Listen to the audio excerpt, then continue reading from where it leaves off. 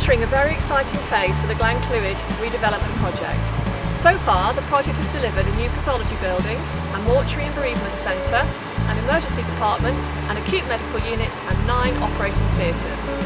We have just opened a new emergency gynaecology unit, and the surgical assessment unit is about to move to the ground floor to join the rest of the emergency quadrant.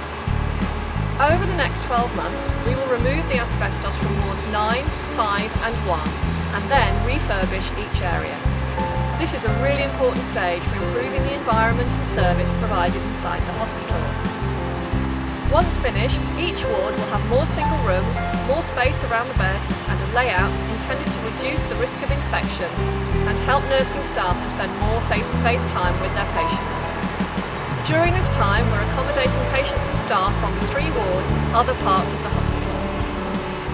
Work has also started on redeveloping the main entrance. In the future, this area will house the main reception desk, people to welcome and guide patients and visitors, the League of Friends shop, the fundraising area, the ambulance liaison office, Radio Glenclwyd and the discharge lounge. We appreciate that this is a major disruption to the core of the hospital building. However, we do believe the end result will be worth it.